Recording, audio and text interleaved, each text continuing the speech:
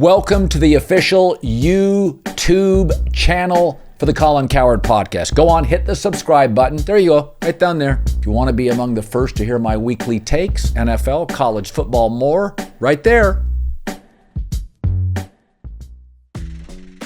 All right, what an S show was that by Philadelphia.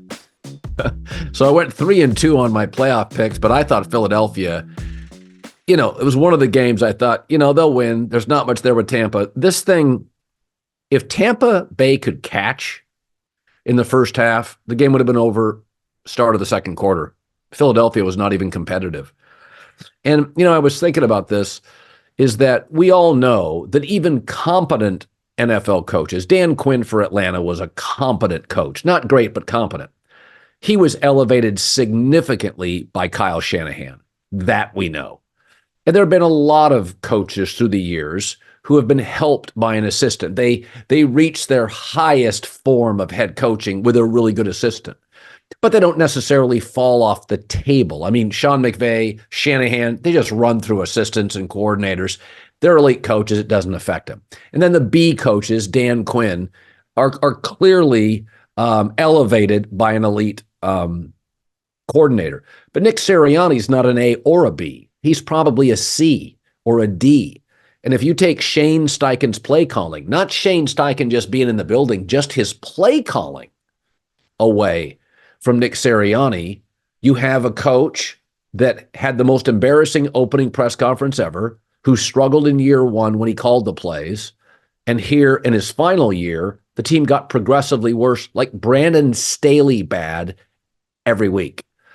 Brandon Staley, good job of climbing the coaching ladder. He wasn't ready to be a head coach in the National Football League. Nick Sirianni's not. I remember when he first got the job, I said, I call people, and I was talking to a GM tonight about Jed Fish going from Arizona to Washington, and I was just asking some questions about recruiting and personnel and blah, blah, blah. But I usually do that. I'll call GMs, text GMs, and say, hey, what do you know? What do you think? And on Sirianni, two of my executive friend said, I don't think he's ready for the job. I don't think he's ready for the Philadelphia Eagles. It's a high pressure, high leverage job. That's a tough job.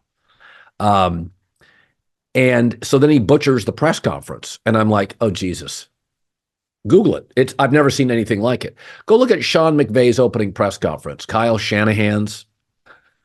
Go look at the young coach, D'Amico Ryans. Mike Tomlin's first press conference. Go look at Nick Sirianni's. And so I had sources say he's not ready. The opening press conference, his first year is ugly. Then he relinquishes play calling, and you think, well, this guy is something. This guy is something here. Folks, the truth eventually comes out.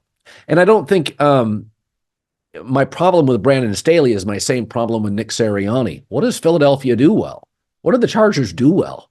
You went from narrow losses to touchdown losses to embarrassing losses. It just got worse over time. It's like having a bad boss in any industry. The company gets worse really fast.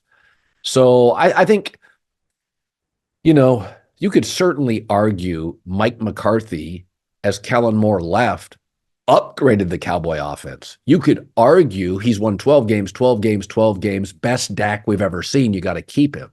You could certainly argue Mike Tomlin, they lost today. He's Mike Tomlin. He's never had a losing season, right? Those are different conversations. But with Brandon Staley and Nick Sirianni, this isn't going to get better. I don't see the hope. I don't even know what I watched. And like the Chargers, you have these young coaches who probably had somebody on that resume. For the record, the Eagles were going to hire Staley until the Chargers did. Think about that. He had probably somebody on the resume, made a call for him, and maybe interviews well. But I don't know where you go if you're Philadelphia. Like, again, look at the losses in the playoffs. Kevin Stefanski lost. He was on his fourth quarterback. Mike McDaniel lost. Warm weather Tua on the road against Mahomes. Sean McVay lost. Hell of a game, rebuilding year to begin with. I could look at Mike McCarthy. The offense was better when Kellen Moore left. I can make arguments for all the losing coaches. I don't know what to do with this. I don't know what to do with this. It doesn't look like he's ready. He can't coach. I mean, what do they do well? And they got personnel. So, I mean, Troy Aikman said on the broadcast very early, he didn't like the body language of Philadelphia. I mean, for Troy to say that, go out and say that, it's like, wow, he's seeing something or hearing something. And he was right. The coaching disparities in these playoffs, man, I know it sounds impulsive and overreactionary to say, Sirianni was in the Super Bowl. You got to move on. You tell me. His theatrics on the sidelines, the regression of Jalen Hurts. I mean, Jalen Hurts, Justin Herbert. We know they're talented. We've seen it. Wrong coach. We know the quarterback's the most valuable player in the league and the most valuable element to a franchise.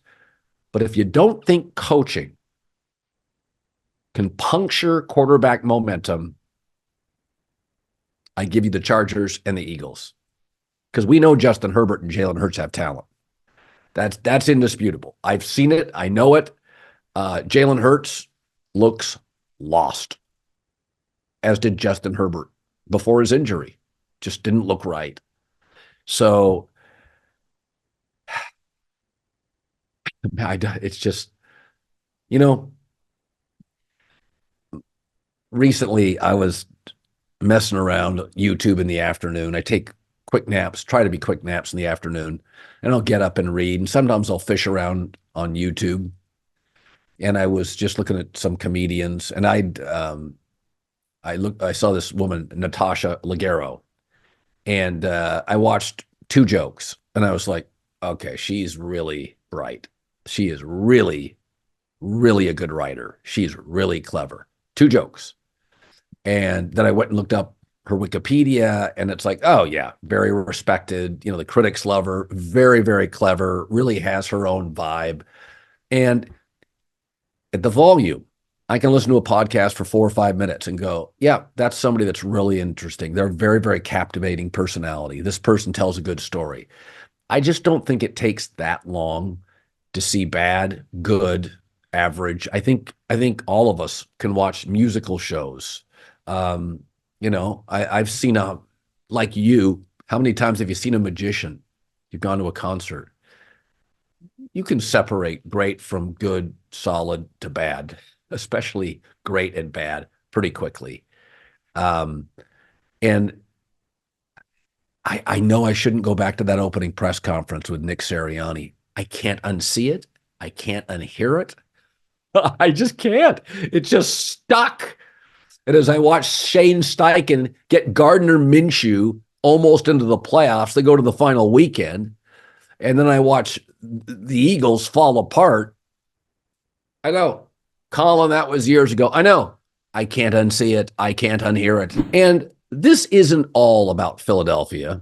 Baker Mayfield went 21 of 35, 2 touchdowns, 314 yards. And I know all of you really do think that I'm rooting against Baker Mayfield, but I am not. I've always thought Baker's one of the top 20 throwers of the football. I think he's matured.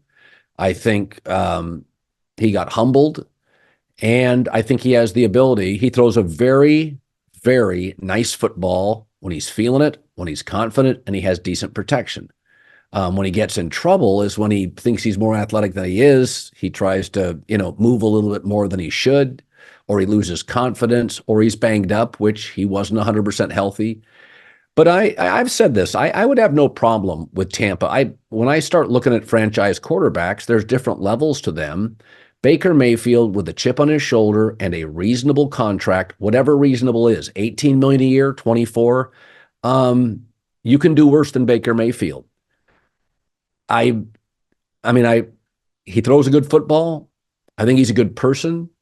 I think being a number 1 pick thrown into dysfunctional Cleveland would have overwhelmed a lot of people. And then eventually he found Kevin Stefanski. And by that time, his situation in Cleveland had been eroding. Maybe if he would have started with Kevin Stefanski, it would have worked differently. I like Stefanski a lot. I think, getting Joe Flacco into the playoffs this year as 4th quarterback is a testament to Kevin Stefanski. But I think You can look in the rearview mirror, what could have been, what should have been, but the Cleveland situation was tough for Baker. Again, Hugh Jackson, they didn't connect. Freddie Kitchens, not a lot of people are going to succeed with that, right? You'd have to be like next level. I mean, even Josh Allen has been in his career, reliant on certain coordinators. And Josh Allen stepped into a situation where the Bills had made the playoffs with Tyrod Taylor.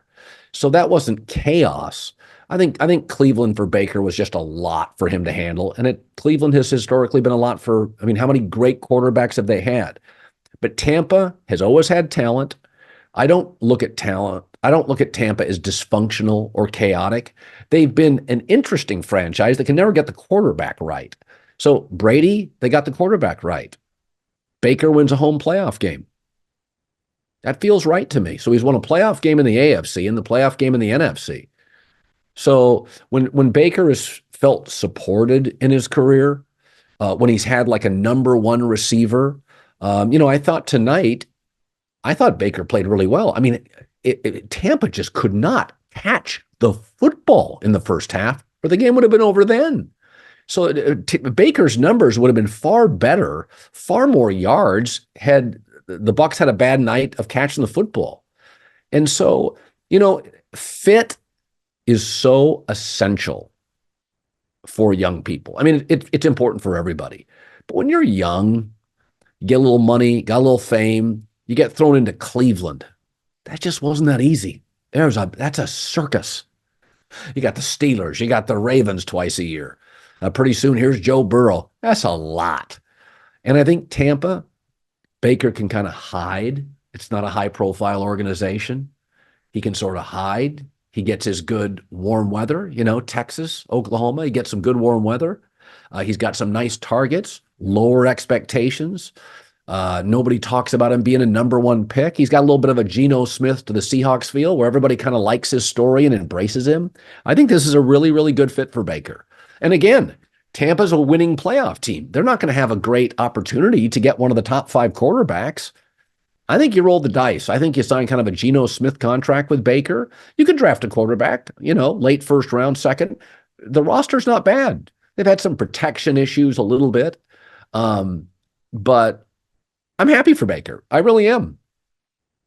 I really am. I think, I've got between stepkids and my biological kids, I got 6 young people in my life. And I've watched them grow, and I've watched how important fit is. And the better the fit, the happier the person, the faster they grow. I think Tampa and Baker work. You can hide in Tampa. Cleveland may not win a lot, but it's hard to hide in a division with the Ravens and the Steelers, the number one pick, and all the commercials. You can go hide in Tampa. Mobsters used to hide in Tampa. Kansas City and Tampa. You didn't know that, did you? I did. I lived there. A lot of dead mobsters down in Tampa. All right, the playoffs are set next weekend. So we're going to have Detroit and Tampa. I like Detroit. San Francisco, Green Bay. I like San Francisco, but that line, 9.5. I'm not giving Green Bay 9.5 points. That's too lethal of an offense. In the AFC, the Texans, I think their season will end facing a superior team with a lot of experience in the Ravens. And then Buffalo hosts Kansas City. Buffalo lost a linebacker. I think I like the Bills. I think it's narrow. That's a tough one. Have to let that bake. I really like this version of the Bills. I know when they lost that game to Philly, everybody bailed, and I'm like, nope, they're twitchier, they're faster, they're less reliant on Josh Allen. I like these Bills. I think I'll take Buffalo to beat Kansas City. Let me think about it.